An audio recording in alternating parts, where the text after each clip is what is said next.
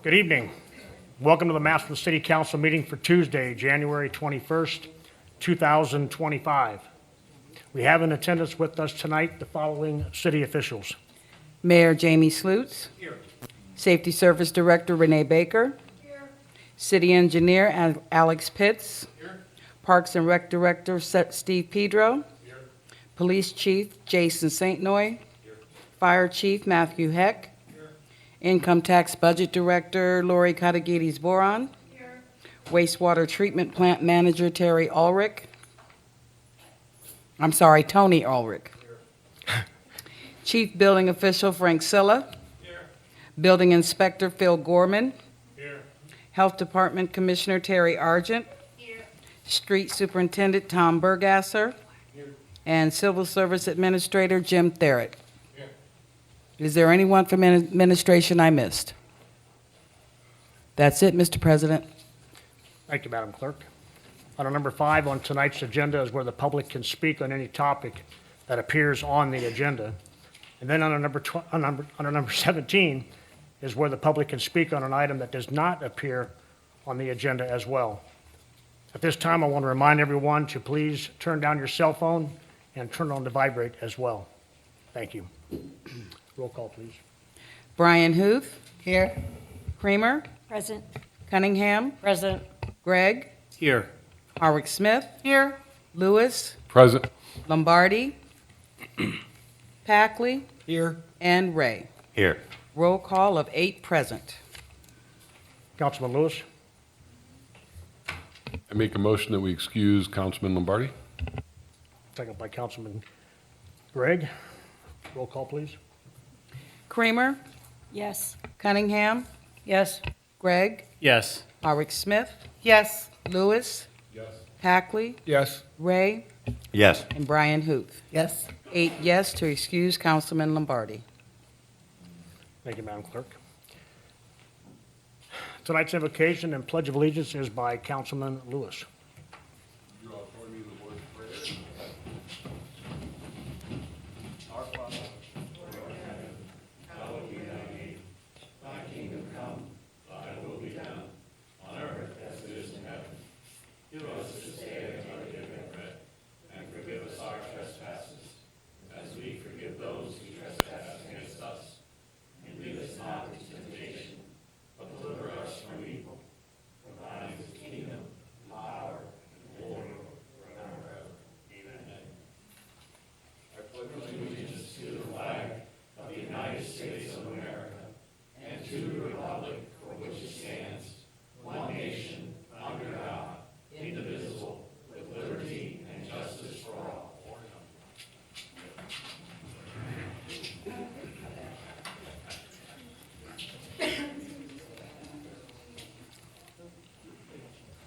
Thank you, Councilman Lewis. Item number 4, reading of the journal. Madam Clerk, are the minutes of the previous meeting transcribed and open for public viewing? Yes, they are. Are there any additions or corrections that need to be made? No, there are not. If not, then the minutes stand approved as written. Thank you, Madam Clerk. You're welcome. Item number 5, remarks of delegations and citizens to matters on the agenda. This is the part of the agenda where the community may speak on a topic that appears on the agenda tonight. If you'd like to speak on something on the agenda, please come forward, state your name, the ward you live in, the topic you wish to discuss, and please limit your comments to 4 minutes or less.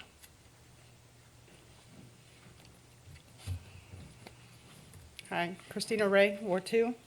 This is in regards to the code enforcement. It was presented to council back in October so that council would have ample time to ask the questions, get all the information they needed, so that if you guys were to pass it, it would be ready for spring, so that the code enforcement employees could get the training that they needed and be ready for spring. But it was presented to be tabled because there was so much on the, I believe it was the financial or the budget agenda, that there was too much on the plate, and it had to be, you guys needed to table it. I sat through that meeting, the next couple ones, and you guys blew right through the budget and everything. It was not, there wasn't too much. The way it kind of felt to me was that you didn't want to deal with it at that time. Not all of you, but some just didn't want to deal with it at that time. This is an important issue. If there's questions that you have, which there's some questions I have because it doesn't all make sense to me, but go get the answers. If we're not, we have talked about it a little bit here and there, whether it be in committee or in council.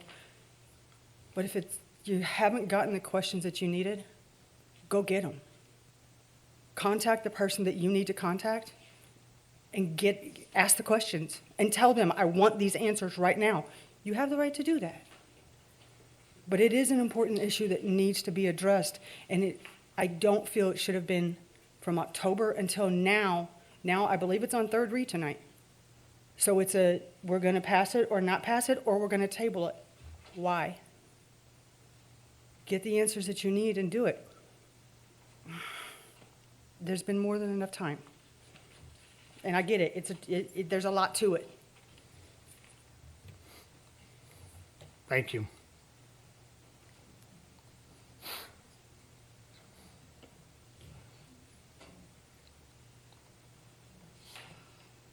Anyone else wish to speak? Seeing none, we move forward. Item number 6, new and miscellaneous business. I have nothing. Item number 7, introduction of ordinances and resolutions. Ordinance number 3-2025.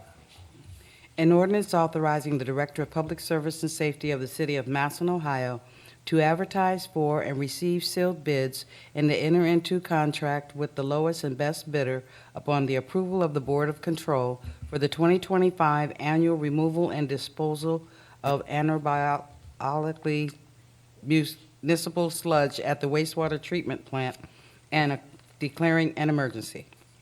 Councilwoman Brian Huth. Thank you, Mr. President. We did discuss this some at last work session. I would invite the city engineer, Alex Pitts, to come up. He had a little bit more information for us.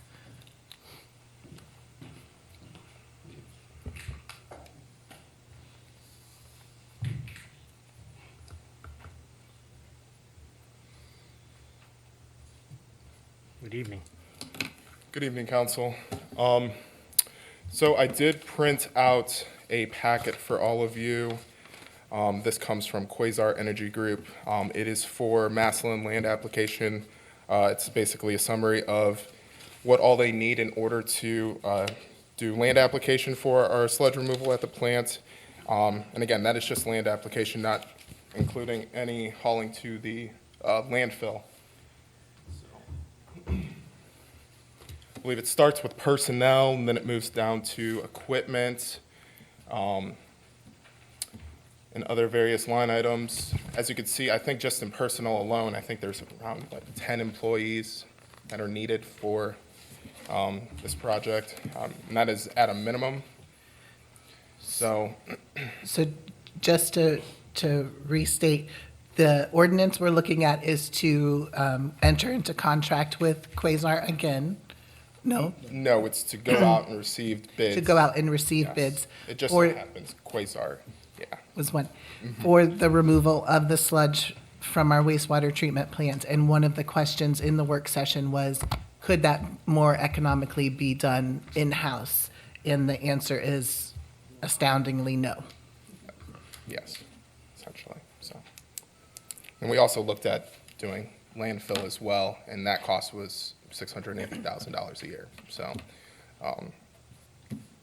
as you can see, it's just not economically feasible at this time, as Councilwoman Brian Huth had stated, so. Does anyone else have any more questions about entering into those bids? Thank you, Mr. Pitts. Thank you. I would like to then waive the rules of 3 readings and bring this forward for a vote. I would like to motion. Second by Councilman Lewis. Roll call for suspension, please. Cunningham? Yes. Gregg? Yes. Harwick Smith? Yes. Lewis? Yes. Hackley? Abstain.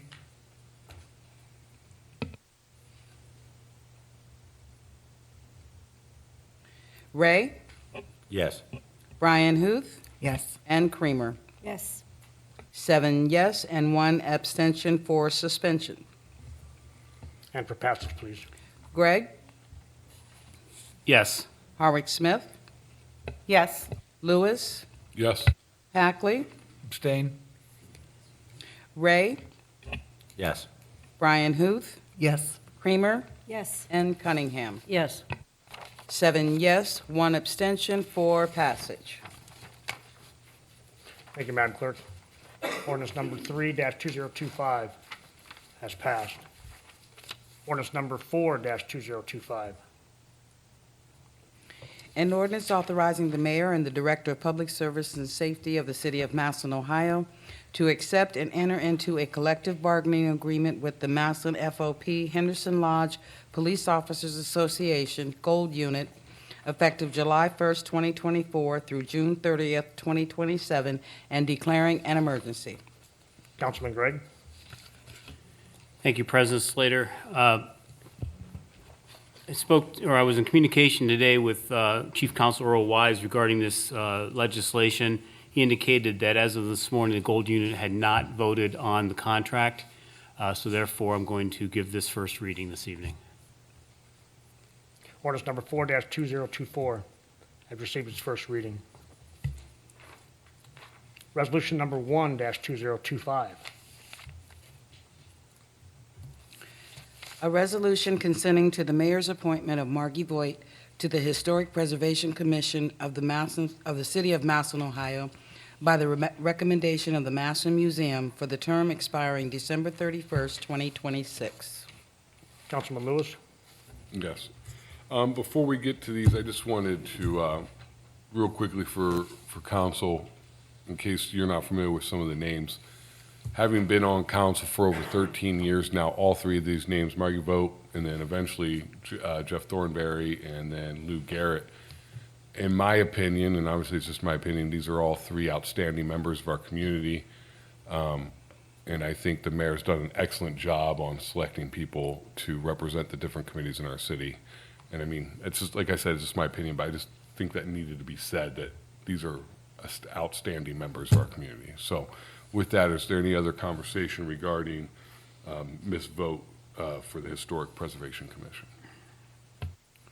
Seeing none, I make a motion that we suspend the rules requiring 3 readings, bringing resolution number 1-2025 forward for a vote. Second by Councilman Gregg.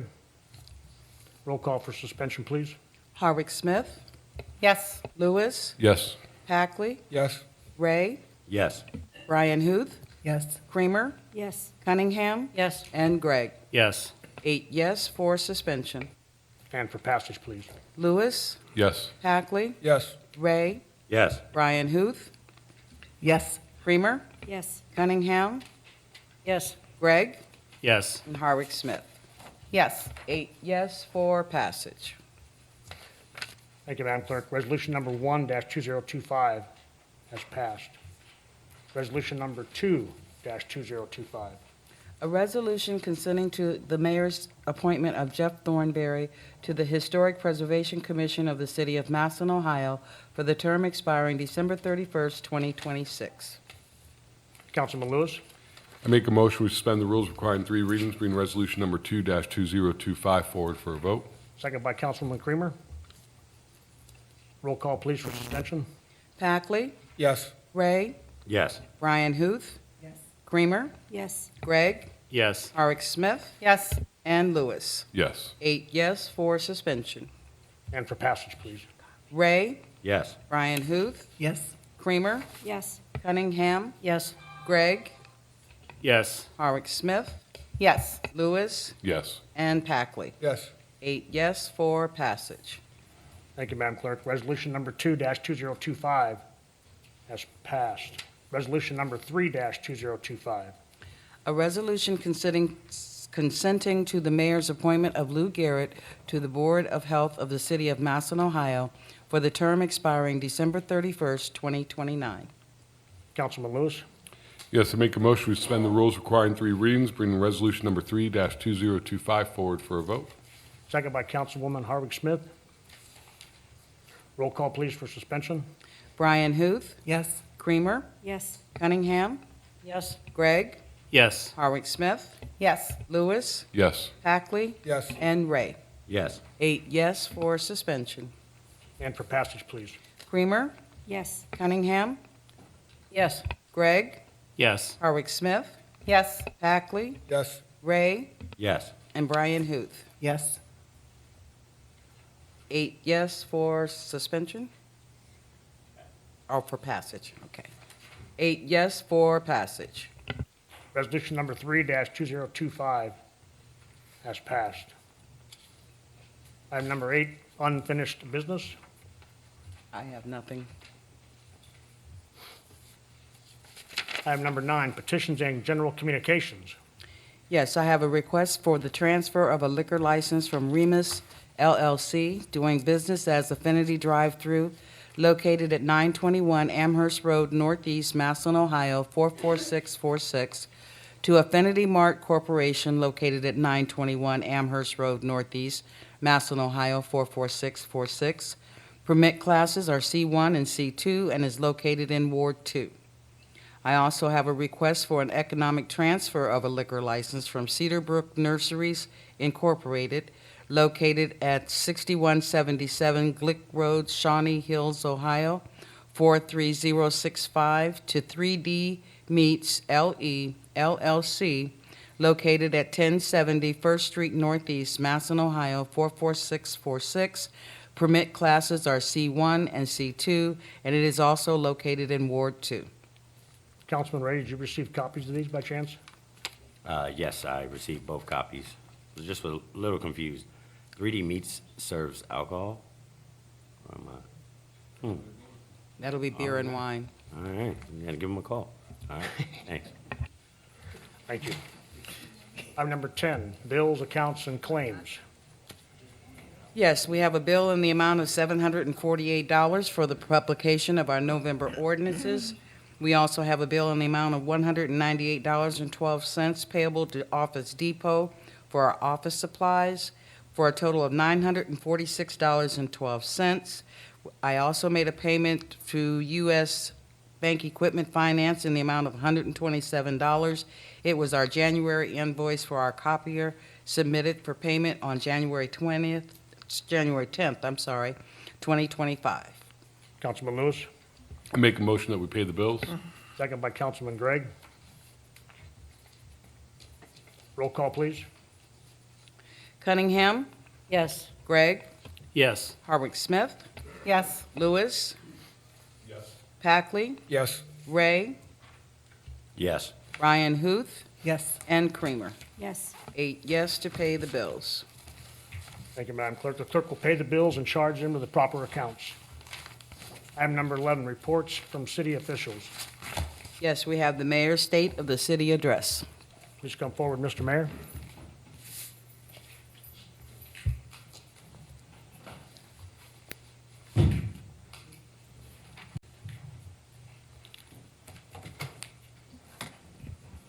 Mr. President, members of council, and fellow Massillonians, as your mayor, it is my obligation to report on the state of the city affairs. Before I get started, I would like to acknowledge several people. My administration works hard every day on behalf of our citizens. From our department directors to our frontline employees, I am very proud of the way my team continues to work hard for the people of Massillon. I am also proud of the working relationship my staff has with the law department, the auditor's office, and city council. The people of Massillon elected all of us to get things done. That's what we did last year, and that's what we will continue to do as long as we can keep and build upon these cooperative relationships for the betterment of Massillon. I'm a positive person. I believe that when you think good thoughts, good things will happen. I am very positive about Massillon's future. We have a lot of great things happening, and many more will continue to happen if we have the right attitude. Is everything perfect? No. But I want everyone to know that my focus and the focus of our staff is on how to make better the things that are going well and to identify and improve the areas where we need to spend a little more attention. 2024 certainly posed some new opportunities that we have not seen before. New industries like Bitcoin, recreational marijuana, and hydrogen production have forced us as a community to embrace change. There will always be some people who resist change simply because they don't understand it. But Massillon has a rich history of embracing new technologies and industries, and our economic future depends on our ability to accommodate new industries and technologies if we want to be a viable community for the future generations. One of the highlights of 2024 was the announcement of a major expansion at ARE and Real Truck, which will be completed this year. We spent a lot of time on this project, and I want to thank Stark Economic Development Board and their outgoing president, Ray Hexamer, for their assistance in making this happen. With the expansion of production lines at their existing facility on Nave Road Southeast, and the relocation of production from their Dundee and Mount Eaton plants, this project adds 330 new job opportunities for our residents. And these are good-paying manufacturing jobs to raise a family on. Last year, we welcomed CEI Crane and Rigging to Massillon.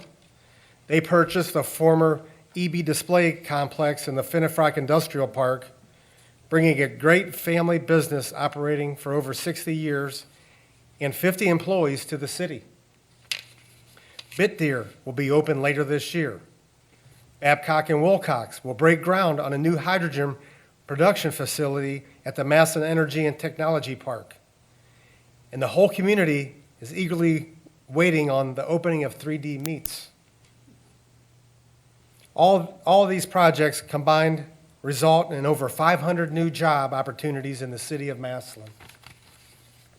A major area of focus for my administration is public safety. Led by Chief Matt Heck, our fire department added 2 new firefighters, bringing the department staff level to 55. We are excited that the fire department has ordered a new tower truck, paid mostly by leftover ARPA funds. There is a 2 to 3 year wait, but it is on the way and will replace the existing truck that has been in use since 1991. In the police department, we swore in 8 new police officers and added 2 civilian corrections officers to staff the jail during the day. Recently, we added 1 traffic enforcement officer assigned solely to traffic enforcement throughout the city. We are working with Chief Jason Saintnoy to assign an additional officer to these duties. This year, we are adding speed tables as a passive traffic enforcement measure to complement staffed traffic enforcement throughout the city. The safety of our citizens is our highest priority and goes beyond police and fire. Under the direction of Law Director Justin Richard, our law department has settled several major lawsuits. Most notably, the lawsuit that resulted in the city acquiring 4 downtown properties on the corner of Lincoln Way and Erie. Upon acquisition, Chief Building Official Frank Silla made the determination that they were an immediate hazard and ordered immediate demolition.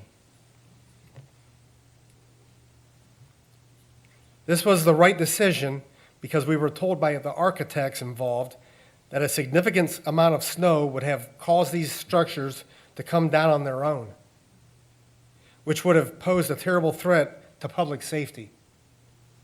We know that this demolition was an inconvenience at a busy time of year, but I will always put the safety and well-being of our community above any other consideration. Neighborhood improvements are a key component of a successful community. In this one area where the city government can do more. We can preserve our residential neighborhoods by cracking down on landlords who are not being responsible and addressing vacant and blighted housing units. Last year, we doubled our code enforcement staff to 4. This increase in staff resulted in an additional 2,000 inspections from the year prior. An important part of our efforts to improve code enforcement is council's passage of the International Property Maintenance Code. Submitted by the Law Department, this legislation is a huge step forward in many respects and gives code the tools they need to clean up our neighborhoods, which is what our residents want. In 2024, we spent $2.1 million repaving city streets. This year, we anticipate another $1.25 million, and we'll begin these projects in the spring.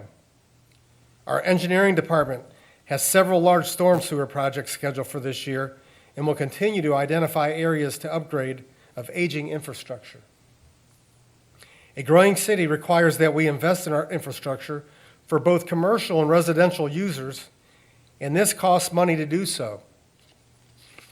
With 60 new housing starts and over $33 million in commercial alteration and new industrial permits issued by the building department, we have a responsibility as a city to provide the necessary infrastructure to accommodate such growth.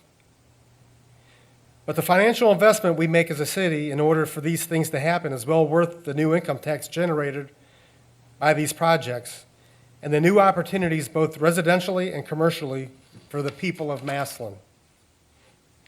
One of the most important things from 2024 was bringing back animal control. I thank City Council for their cooperation in making this a reality. We have talked about it for several years, and I'm glad that we got this done together. Restoration of our beloved Reservoir Park is important to our residents, and it is important to me too. I have previously detailed my three-phase plan to do this, and we hope to complete Phase 1, the North Stream Bank restoration, this year. We will move to the second phase as funding is secured. I'd like to thank Congresswoman Amelia Sykes for including our $1 million request for the reservoir in the federal government's budget for community project funding. I want our parks to be the best they can be. People shouldn't have to go to other communities to enjoy their parks. I want them to stay here and enjoy ours. We have many parks, and it is a huge undertaking. But the continued maintenance and improvements we can accomplish working with City Council and the Park and Rec Board will benefit entirely our community. Last year, our Parks and Rec Department built new bathrooms at L.C. Jones and Lincoln Parks, added pickleball courts at Wampler Park, among other improvements throughout our city's park system. We head into 2025 with a financial carryover just shy of $4 million. This sound financial footing, but we must continue to be fiscally responsible and accountable. All facets of city government share in this responsibility, and I hope we can continue to work together to make the best financial decisions for the city of Massillon. It is important that we live within our means and continuously look for new ways to make the most out of our existing revenue, while continuing to grow our tax base through economic growth. My staff has a great working relationship with Auditor Ferrero's office, and I congratulate John and his staff for receiving the Excellence in Financial Reporting Award from the state of Ohio for our 2023 audit. The recent announcement of the opening of Massillon Community Health and Innovation Center at the former site of Affinity is great news for our community. This new healthcare facility will not be the same as the hospital we will remember, but it will provide needed services like emergency care for our residents. My office will continue to work with the property owner and the new operator so they can be successful as possible here in Massillon. As I said before, I am a positive person, and I believe that Massillon has a bright future. If we work together, we can do big things. If we stay focused, we can do the important things that make people's lives better. It takes hard work, but the people who put us here expect us to work hard. It takes cooperation, which means reaching across party lines with all governmental partners and working with civic organizations, schools, and churches to get things done. To conclude, it is an honor and privilege to lead our great city into the future. Massillon is strong and resilient, and we have the capacity to achieve more for the betterment of our entire community. Thank you.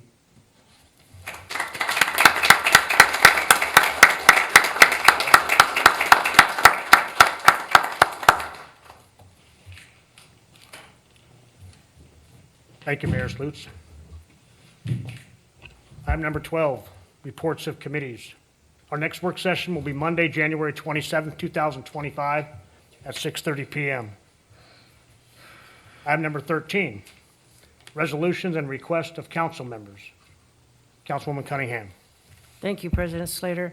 I just want to make the announcement that due to my upcoming surgery on Thursday, I will probably be out at least 2 or maybe 3 sessions.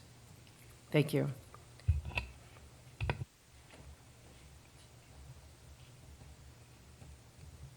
Councilwoman Harwick Smith. Thank you, President Slater. I will not be here on February 3rd.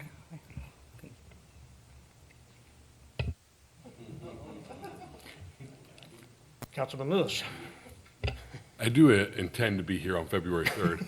However, I just wanted to make sure everybody on council is up to speed. I did learn today that I believe that the Stark GOP will be having their meeting this Saturday at 9:30, and that will be for the replacement of Mark Lombardi, who has resigned at the end of this month. The good news is we shall see no interruption in representation of the residents of Ward 1, because that person will be able to take office in time for the February meeting. Keep in mind, at that meeting, this council will have to have on our agenda of things to accomplish of assigning committees so that the new person will be on. I'll just put it out there. We don't need to discuss tonight. We can discuss in 2 weeks. But, you know, sometimes it's just easiest just to have them replace the outgoing member. But if anybody has a differing opinion, be ready to discuss that at that meeting. We will also have to replace Mr. Lombardi as President Pro Tem at that meeting. So just wanted to make sure everybody was on the same page and knew that that would be coming up at that meeting. Thank you, Mr. Lewis. Councilman Gregg. Thank you, President Slater. I just need to report, I will also be unable to attend the February 3rd meeting. But I will be at the work session this coming Monday. Thank you, sir. Anyone else? Me. Yes, Madam Clerk. I'd just like to give a shout out to Ohio State Buckeyes, the national champions of Ohio. Go Bucks. I took your place, Greg. That's okay, I'm sticking to the Tigers. Okay. And that was February 3rd, you'll be out also? Okay, thank you. Item number 15, third readings, ordinances, and resolutions. Ordinance number 103-2024. An ordinance enacting Chapter 1306, International Property Maintenance Code, under Title I, Building Codes, Part 13, Building Code of the Codified Ordinances of the City of Massillon, Ohio. Councilwoman Cunningham. Thank you, President Slater. As Mrs. Ray said earlier, we've been working on this since October, and we really need, and I feel we really need to get this passed this evening. I know earlier I spoke with Mr. Wise concerning this, and as he mentioned to me, several of you asked him questions, and he answered them to the best of his ability. This is complaint-driven ordinance. This is going to give us some bite to our own legislation that we have. And being complaint-driven, if something would come up that we haven't really touched on or thought about, we can adjust the legislation at that time and make amendments. So at this, does anybody have any questions? Mrs. Councilman Howard Smith? So we're going to pass this without making any amendments. I did talk to, I sent an email to both our attorneys, Edmund Mack and Mr. Weiss got it, and he called me back, and we discussed at length. But I think what we should discuss, we discuss, should also be discussed with this committee, since no one wanted. So I had like 8 changes I wanted to make, and he didn't recommend all of them, but he was okay with a few of them. One of them, I think, I 106.1 and J 106.3, we should leave as is in the book. But we should remove, and there should be no charge for appeal, because as our mayor said, you know, they're going to be fined. Fine number 1's $250. Fine number 2 is $350. Fine number 3 is $500, or misdemeanor at any point. If they have a disagreement with these laws that we're not making an amendment to, and they want to take it to the board, say, you know, I disagree with him writing me up for this. For them to do that, it's $100 to appeal. So if we really want to know if we have problems to identify, because we do want to improve the codes, and part of improving is getting feedback. I don't think they should have to pay the $100 for the appeal. I said that last week, he brushed it off. I did talk about it with the mayor, words in his mouth, but he was supportive that he would be interested in hearing that too, waiving that. Item number 107.4, I wanted to remove, which comes right after this. Each day that a violation continues after due and has not been served shall be deemed a separate offense. So are we applying this to everyone? I mean, so this means every single day is another offense. So I asked if we could remove that, but that gives them meat, you know, he said most likely, you know, even if someone got up into the thousands and thousands of dollars, we may not, you know, come to agreement where they don't have to pay it all. But bottom line, they could apply this, but do we apply this to everyone? So that's a huge thing that kind of bothered me. R, section 302.4, they had amended it and included things about poison ivy. John had concerns. I felt we should just leave it. That legislation that was in our amended that we got in the original packet, that was from, I believe, Pittsburgh. Massillon is not the same as Pittsburgh. We have a lot of properties with 1, 2, 30 acres out in the rural parts of Massillon. But I think we should just keep that the same, and so we can get compliance and things, and just put in what is 8 inches. I think that's what everyone agreed on. So I think we should remove what was amended and just go with 8 inches. Then when you go down to disposal of rubbish and disposal of garbage, sections 308.2 and 308.3. I don't like being told that I have to use a specific designated garbage can when we don't even know what that is. Our current laws say it has to have containers or lids that are animal and rodent proof. So I kind of rewrote it and said I would like it amended to say that, because some people, they have different trash providers. The big thing, they distinguish between rubbish and garbage. Garbage is like food waste, so you really want those things with a container. What's not addressed anywhere, you know, and they address refrigerators because that's a state law thing about taking things off, but what's not addressed is bulk pickup. And we have many providers. I have service through our waste provider where you can put things like mattresses, couches, furniture, other non-organic rubbish that does not fit in your container. Under this current law, you can't put it, basically it has to be in a container, period. I did recommend that we put a limit, 24, 48 hours before scheduled pickup. You can put bulk items out that will be picked up. We don't want trash sitting there for weeks, but I think this needs addressed because automatically, well, who's going to write someone up for that? Well, someone probably will write someone up if there's a bunch of furniture or something sitting out there for a week or this, but basically under this, they're not allowed to put out anything. And we have providers that do it, so I think that should be changed. Almost done. On page 20 in the book, as far as I wanted them to totally remove section 302.8 about motor vehicles, just remove all of it. If you read our current laws under ordinance 521.13, and it goes into storage of unlicensed vehicles are prohibited and what a junk vehicle is, and basically, if it's in your yard and it's a licensed vehicle, because the police handle this part of it, it's your vehicle. But if it meets the junk, they could be towed away. But if it's a licensed vehicle, it's your vehicle. I think if you go through and read, it's a lot of paragraphs. It's much more defined, and so I would like that flipped. Page 22, F304.3, premise identification. This goes with your addresses on your houses. I have been out walking in the cold, driving in the cold the past week, and many addresses you see, but they are not exactly what it says, 4 inches by whatever. It's very specified in here.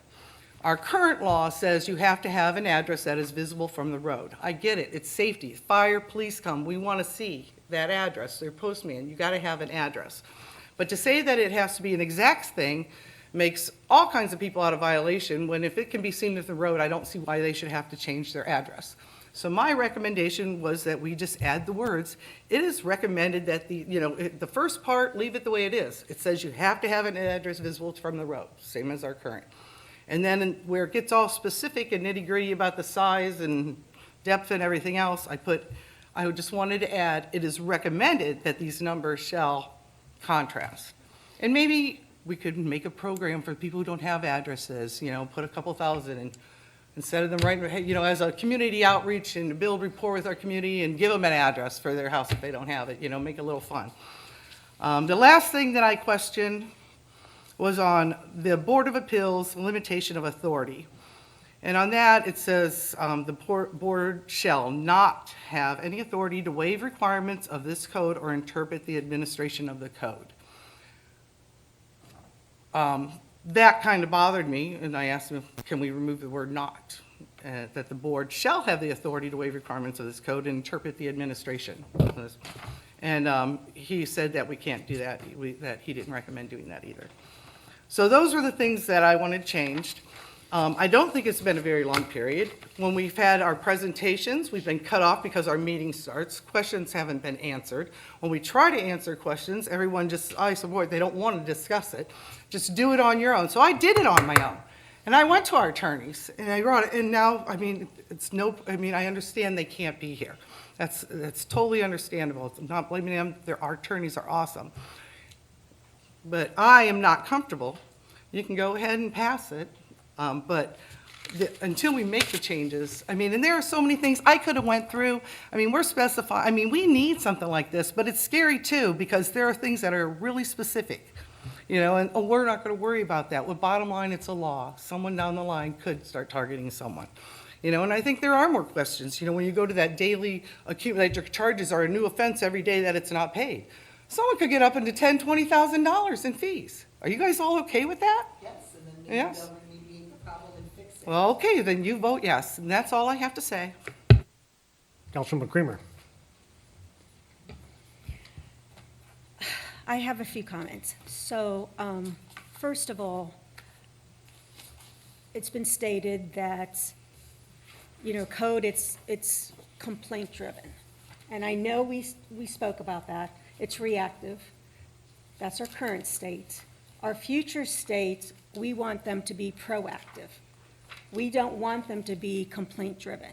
So if this code, this International Property Management Code, is going to help us, I'm not opposed to it.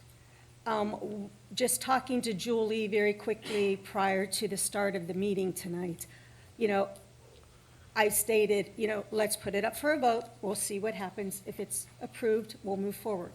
But I'd like her to present to all of us at the next work session these 8 items I believe she has in verbiage, what our current ordinance states, what the IPMC states, and then her proposed language. So we have them all in front of us. So then we can start discussing, yes, we're in favor, no, I don't like that language, let's recommend to revise it for this, and then hopefully the next meeting, we can put this up for a vote. I don't want it to be delayed. I don't want for a problem to happen and then have it revised. If we're gonna move forward today on this, then I need those proposed revisions presented to us next week. So then we can move forward and put them up for a vote. So that's my thoughts. Councilman Lewis. I guess first, I have an immense amount of respect for Julie and the work you've done. I want to make sure that that is clear, because honestly, I wish you were around, and this is no slight to anybody that's been on council for a while, I wish you'd been around for the last 10 years, because that is the kind of bulldog tenacity that I think we need to get through this, so thank you. I also, if I'm understanding you, Ms. Creamer, I'm in agreement with you, and if I'm not, you can tell me I'm not. But I think if we're going to vote, let's vote, but let's not lose the tenacity. I think it would be, and the reason I'm siding with this is I think that most of us agree that a majority of what we see in front of us is exactly what we want. And I want our code enforcement officers to be able to get trained and get ready to start to implement. But I agree that if there are things that need tweaked, we need to make sure we do not allow it to fall to the wayside and not be addressed. But I don't know if we'll be ready in 2 weeks. You know, there's a lot there. So I would rather have something started and have that tenacity continue so that we can start to address them maybe 2 at a time instead of all 8 at once, because it's overwhelming, it's a lot. But get the ball rolling at least. So my thought is move forward tonight, but I'm going to lean on you, Ms. Harwick-Smith, to keep us in check, if that makes sense. Councilman Brian Hook, you have something to say? Mr. Lewis was speaking the same. I am very impressed with how thoroughly you have looked into that and thought of those ins and outs that make a lot of sense. Why would we have something that doesn't work for us? But in the big picture of what we need to move on now, I feel an urgency to get this moving forward, and then without skipping a beat, like Mr. Lewis said, working on those that you've identified already to bring forward, like Mrs. Creamer said, and then we can continue to hone this and make it ours while still respecting the broader work. Like, you know, like every hospital is going to make their codes and their policies according to their standards and governing boards as well. Mr. Mayor, you got something to speak of?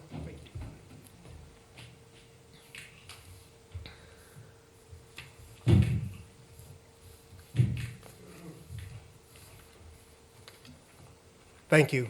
First of all, Mrs. Harwick-Smith, thank you for the hard work you've done on this. I really appreciate it.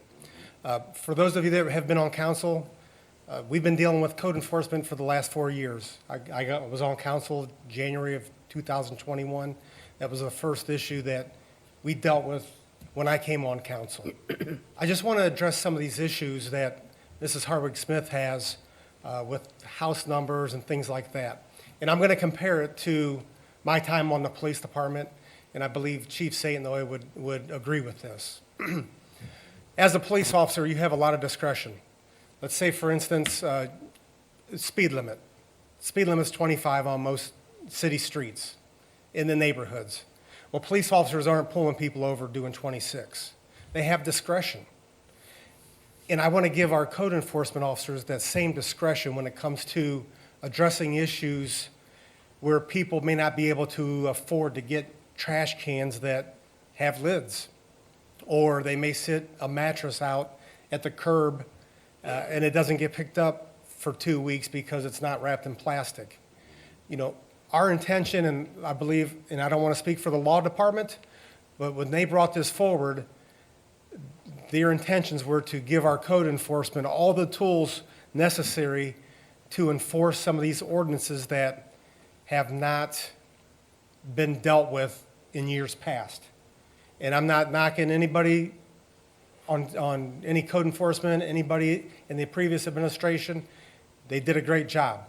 But we need to, and I think that most of us can agree that we get a lot of complaints about issues in our neighborhoods that maybe were not handled as promptly as before.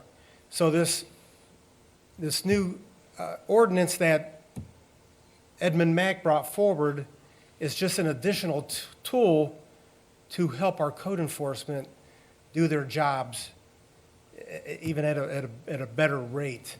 You know, I mentioned earlier calls, we addressed 2,000 additional calls this year because we doubled our staff.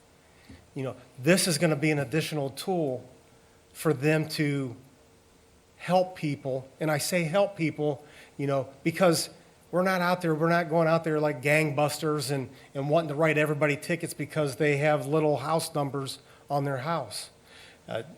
Chief Satinoy could, I'm sure, back this up, that responding to calls on the midnight shift when somebody doesn't have house numbers on their house and they call 911 and they have an emergency and you can't find the house because there's no house numbers on the house, those are the people we want to help. We don't want to fine them or punish them. And if somebody didn't have house numbers on their house and couldn't afford the numbers, I would personally go buy house numbers to help them or for them to post on their house. I mean, we're not doing this to punish anybody. We're not, like I said, going out there like gangbusters to make thousands of dollars to add to our budget or add to the general fund. This is all to address issues like slum landlords who refuse to fix their properties. It's to address those people that leave piles of trash in their garage for a year, and we have to pay for somebody to go clean up this garage. This is for people that want to hold on to property that probably needs to be disposed of. I myself went out with code enforcement a couple months ago on the southwest side to just see what they were dealing with. And I wish some of you could have gone there too. The mess and to these people, it probably could have been salvaged. But to me, all I saw was a mess in this backyard. And we want to be able to give code enforcement those tools to help them get things cleaned up, not necessarily to punish them or to make money off them, because let's face it, people are struggling. We understand that. I understand that. And we don't want to punish people. We want to help people. And I think by passing this maintenance code is going to give us the tools to not only help people, but to educate people on what needs to be done to make their residence, their homes, or their properties presentable in the eyes of code enforcement, your neighbors, and the laws on the books in the city of Massillon. So thank you. That's all I wanted to say. I support it, and I hope you all do too. I know there's a lot of questions. I feel like if we can pass this and we can address some of those issues down the road, I think it'll be beneficial to everybody. Thank you. Thank you. Councilman Gregg. Thank you, President Slater. I just want to say, I think when Edmund Mack brought this to us, a couple of months ago, it was never intended, it was intended at that time to be a starting point, a way to get the tools that the department needs in place. He knew from the beginning there would be things we needed to adjust with it, and said that was part of the process. So I think that we need to move this forward tonight. Otherwise, we're no farther ahead than we were 2 months ago. I think what Julie has identified, the areas that she's identified through her hard work, again, I thank you for that as well. And also some of the reservations that Mr. Packley has had is a great place to start adjusting this to fit Massillon. But I think we need to get the framework in place, the IPC, the legislation in place, so that we can then go forward with adjusting and making it fit Massillon. That's my thoughts. Thank you. Appreciate it. Councilman Packman. I've expressed it in the past, in the beginning, my concerns with growth, personally for me, and the ward that I represent, where people are property owners, where they might exceed an acre. Last week, I spoke with Edwin Mack to come up with some ideas to have an amendment for that. So one would be if it were under the property were under CAUV, that's the agricultural exemption for the for your tax purposes, or zoned agricultural, that it could be exempt. Now, he put the limit at 10 acres. I think that should be a little bit lower than that, because there's some people might have 2 or 3 acres that may not fall under that. But these are starting points. But to me personally, and yes, it doesn't all revolve around me, if I were to vote yes on this and it were to be approved, this summer I would be in violation of the way it stands. And I would feel that I shouldn't approve to vote on some law that I would be in violation of. I think that would be almost hypocritical on my behalf, and just from the vegetation aspect. And then the other one, I had asked the question about electrified fences for livestock, if that is something that is or is not permitted. I haven't heard back on that, and that's something that'd be important to me because throughout the summer months, we have roughly about 35 cattle that I have to maintain in pastures, and the fences are electrified. And I just wouldn't want to, and I know that's self-serving to me, but there are other people that have horses or other livestock, and one of the main methods is electrified fence. And that's just what it is. And I just feel in my heart wrong to vote. I don't want to tell anyone how to vote or to sway anyone's vote, by no means. I just can't vote my way that I may vote just because it'd be kind of hypocritical because I would be in violation of some of those currently with vegetation growth.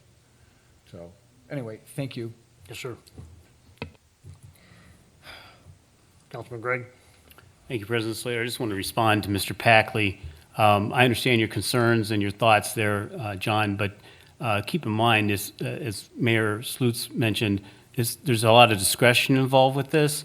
I don't think your vegetation, your electric fence would be high on the priority list for enforcement, so.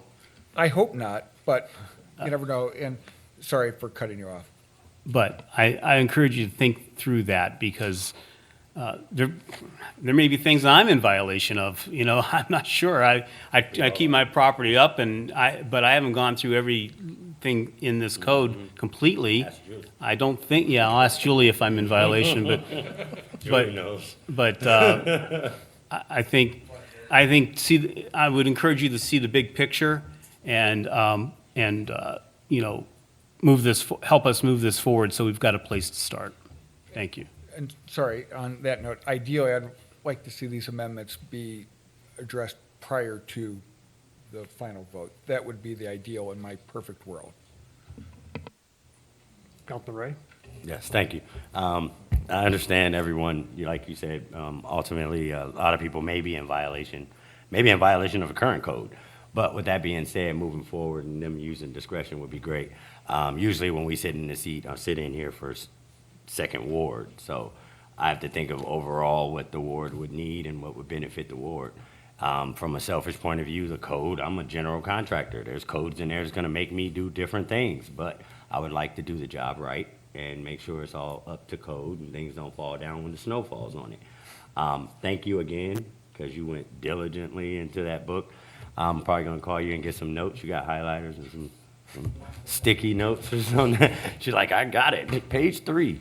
But yes, so I think we should go ahead and move forward. I think that the amendments wouldn't be an issue due to the fact that there's gonna be a training course, there's gonna be a time frame. We would just have to stay on top of it and make all those changes that are necessary. That's it. Councilman Kramer? Just keep in mind, Julie stated 8 items. 3 of those items we've already talked about at work sessions. The weeds, the house numbers, and the trash containers. So this isn't as large as I think that we think it's going to be. These things have been addressed. It's just a matter of putting them down on paper with the right language and the help of the law department, because I want them, like Julie stated, Earl had some issues with 1 or 2 of them. Well, then let's get that language where it's acceptable for the law department along with us. So I think, okay, maybe not in 2 weeks for first reading, okay, but we can't sit on it because of these concerns. You know, 3 of the 8 are already done, if we agree on that. They're very, quick fixes. So just kind of keep that in mind so they don't fall off. Thank you. And one last thing, I just have to give out my support for the Sparkers and the Dashers of Massillon for the addresses to be changed. So I appreciate that sentiment about maybe having a benefit to give people bigger addresses, because it's very difficult for these people who drive out throughout the night and deliver people's groceries and deliver their meals, and they can't find where they're going. So that's a good idea. Councilman Cunningham? Thank you. Thank you, council. Thank you for all the conversation. Julie, again, thank you so much for your diligence and your hard work on this. So on that note, I would like because this is the third reading, I would like to bring forward ordinance number 103-2024 for passage. Second by Councilman Ray. Roll call, please.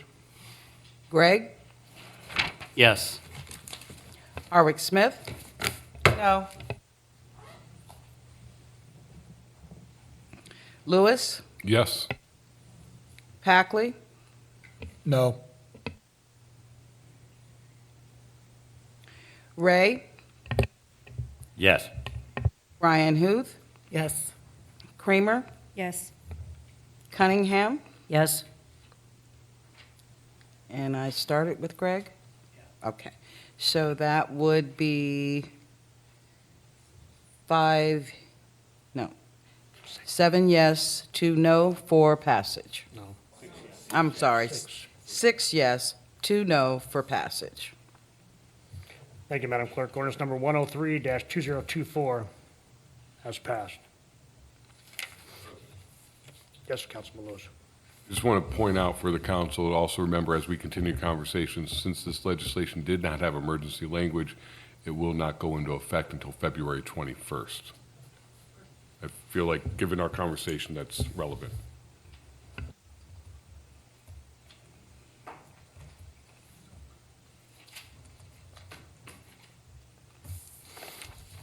Thank you, Councilman Lewis. Item number 16, second reading ordinances and resolutions. We have none. And then item number 17, remarks of delegations and citizens to matters not on the agenda. Is there anyone present this evening who'd like to speak on a topic that did not appear on the agenda? If so, please come forward, state your name, the ward you live in, the topic you wish to discuss, and limit your comments to 4 minutes or less. Is there anyone present at this time? Seeing none, we move forward. Councilman Lewis, I make a motion to adjourn? second by Councilman Gregg. Roll call, please. Harwick Smith? Yes. Lewis? Yes. Packley? Yes. Ray? Yes. Ryan Huth? Yes. Kramer? Yes. Cunningham? Yes? And Gregg. Yes. 8 yes to adjourn. Meeting adjourned.